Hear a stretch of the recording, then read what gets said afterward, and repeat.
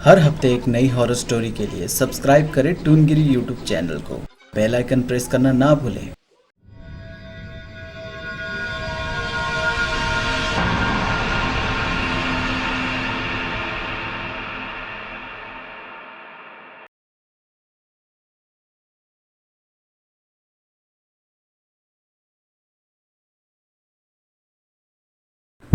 अरे तुम फिर आ गई। बोला ना, तुम्हारा पति मिलेगा तो हम तुम्हें बता देंगे। 5 महीने हो गए साहब, आप हमें हर बार यही बोलते आ रहे हैं। आखिर कब ढूंढेंगे आप उसे? देखो, ये पुलिस स्टेशन है, कोई ऑर्केस्ट्रा नहीं जो तुम रोज रोज नाटक करने आ जाती हो यहाँ। हम छानबीन कर रहे हैं, जैसे वो मिलेगा हम तुम्हें बता देंगे। अब जाओ यहाँ से, और तब तक मत आना जब तक हम ना बुलाएं। 5 महीने से मालती पुलिस स्टेशन का चक्कर काट रही थी और पुलिस वाले उसे हर बार यही कहकर भगा देते थे। 10 साल हो चुके थे विनय से मालती की शादी को। 2 बच्चे भी थे उन्हें, राजू और रीना। इन 10 सालों में मालती और विनय में ना ही किसी बात को लेकर कोई झगड़ा हुआ था, ना ही किसी तरह की नोकझोंक। हाँ, पैसों को लेकर विनय थोड़ा परेशान जरूर था, लेकिन इसके लिए घर पर किसी को बिना बताए गायब हो जाना ये मालती को थोड़ा अजीब लग रहा था। मालती को यकीन था विनय जरूर किसी मुसीबत में होगा, वरना वो उसे और बच्चों को छोड़कर यूं इस तरह कहीं नहीं जा सकता। यही वजह थी जिसके लिए मालती पिछले 5 महीनों से पुलिस स्टेशन का चक्कर काट रही थी, लेकिन हर बार उसे वहां से निराश होकर लौटना पड़ता था। बार बार पुलिस स्टेशन से धक्का खाने के बाद मालती ने उम्मीद ही छोड़ दी थी कि वो कभी विनय का पता लगा पाएगी भी। लेकिन एक रात बहुत तेज बारिश हो रही थी। अचानक, अरे मालती, मैं हूँ, दरवाजा खोलो।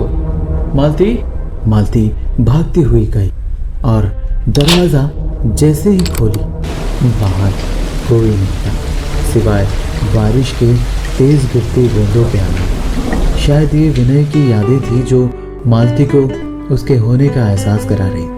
उसके याद में मालती की आंखों से आंसू के 2 बूंद कब निकल आई पता नहीं चला। आंसू पहुंचकर मालती कमरे में सोने चली गई।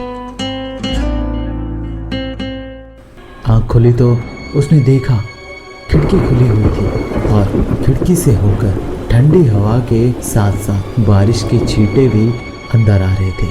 मालती खिड़की बंद करने को हुई ही थी कि अचानक किसी ने मालती के कानों में फुसफुसाते हुए कहा, मालती। सुबह मालती को एक अलग ही अंदाज में देखा सभी ने। चाल ढाल से लेकर बातचीत तक सब कुछ बिल्कुल वैसे ही था जैसे कभी विनय का हुआ करता था। यहाँ तक कि उसकी आवाज भी बदल चुकी थी। मालती को ऐसे देखकर सभी लोग हैरान थे, लेकिन वो लोग जरूर समझ चुके थे कि विनय अब जिंदा नहीं था, क्योंकि मालती अपने आप को ही विनय बता रही थी और वो बार बार यही कह रही थी कि सरपंच और उसके बेटे ने उसे मार डाला। सरपंच और उसके बेटे ने मुझे मारा। उन दोनों ने मेरे परिवार को अनाथ कर दिया। मैं उन दोनों को नहीं छोड़ूंगा। सालों पहले सरपंच ने विनय के जरिए कुछ कंस्ट्रक्शन का काम करवाया था, जिसके पैसे उसने विनय को नहीं दिए थे। विनय भी आर्थिक तंगी से गुजर रहा था, इसलिए वो बार बार सरपंच को पैसे मांगता रहता था। जिस बात से गुस्सा होकर सरपंच और उसके बेटे ने उसे पीट पीट कर अधमरा कर दिया और वो शायद मर गया समझकर दोनों ने उसे अपने ही घर के पीछे जिंदा ही दफन कर दिया था। पुलिस को भी विनय की लाश ठीक उसी जगह मिली जहां विनय मालती ने कहा था, जिसके बाद सरपंच और उसके बेटे को पुलिस ने इंटरोगेट किया तो उन दोनों ने अपना गुनाह कबूल कर ली। सरपंच ने पूरा गुनाह अपने सर पे ले लिया, जिसके बाद सरपंच को 14 साल के लिए और उसके बेटे को इस जुर्म को छुपाने के लिए कुछ सालों तक जेल हो गई। लेकिन क्या ये कहानी यही खत्म हो गई या फिर इसके आगे कुछ और भी होना बाकी है?